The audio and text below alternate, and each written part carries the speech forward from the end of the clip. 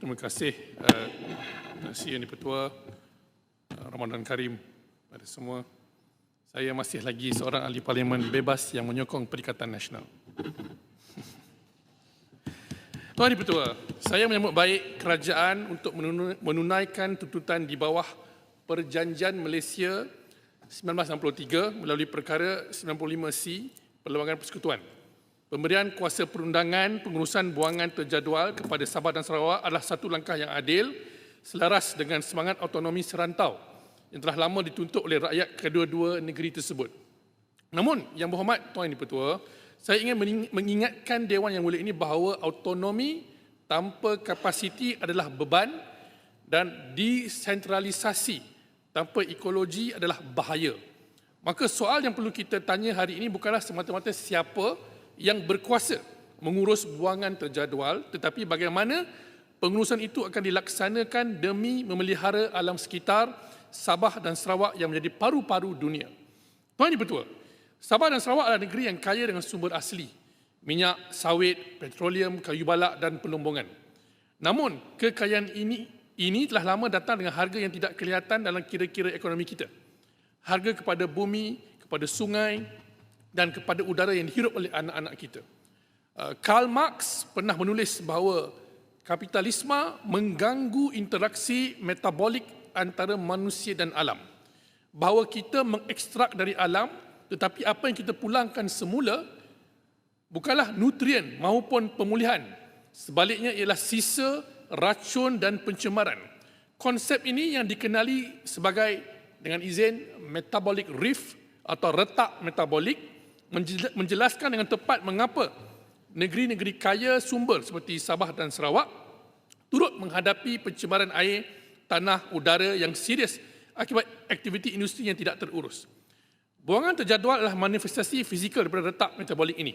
Apabila kilang memproses kelapa sawit, loji petroleum mengeluarkan sisa kimia, apabila industri pembalakan meninggalkan bendungan lumpur, kesemua ini adalah petanda bahawa gelong ekologi antara pengeluaran dan pemulihan telah diputuskan. Sisa itu tidak kembali kepada tanah sebagai nutrien, ia terkumpul sebagai pencemaran yang meracuni ekosistem. Maka Yang Berhormat Tuan Di-Pertua, RUU ini perlu difahami bukan sekadar sebagai pindaan prosedur, tapi sebagai peluang untuk memulihkan retak ekologi yang telah lama terbentuk di bumi Borneo. Tuan Di-Pertua, saya mengiktiraf bahawa Kementerian telah menetapkan 9 syarat yang mesti dipenuhi oleh Sabah dan Sarawak sebelum kuasa ini diserahkan. Ini termasuk pindaan enactment alam sekitar, pembangunan sistem pemantauan atas talian, penguatkuasaan di zon ekonomi eksklusif dan pematuhan obligasi antarabangsa. Syarat-syarat ini pada dasarnya adalah peta jalan untuk menutup retak metabolik yang saya sebutkan tadi. Namun saya ingin bertanya kepada Yang Berhormat Menteri, apakah mekanisme pengesahan bebas yang akan memastikan ke-9 syarat ini bukan sekadar dipenuhi atas kertas, tetapi dilaksanakan secara substantif di lapangan.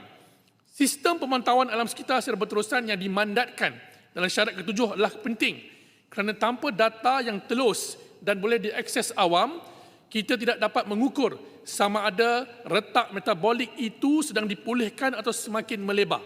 Pemantauan bukan sekadar alat pentadbiran, ia adalah cara kita menjadikan kerosakan alam sekitar itu kelihatan dan boleh dipertanggungjawabkan.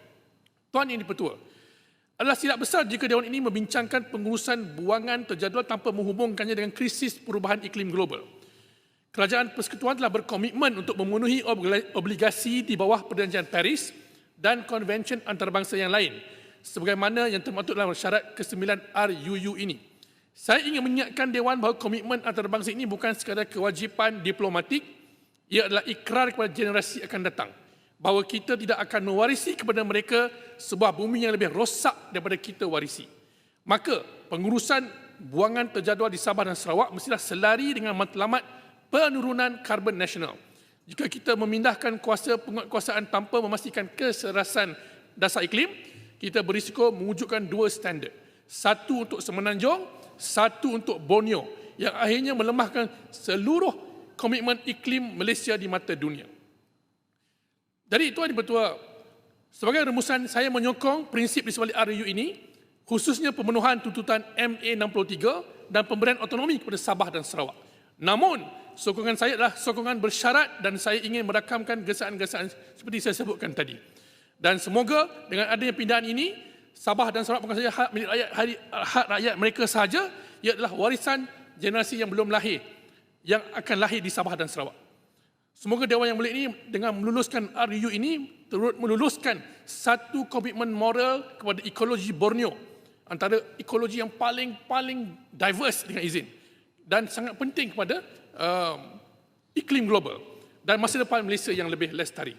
Maka saya menyokong dan saya harap kerajaan mengambil kira semua teguran yang dibuat oleh ahli-ahli Dewan yang membahaskan rang undang-undang ini pada hari ini.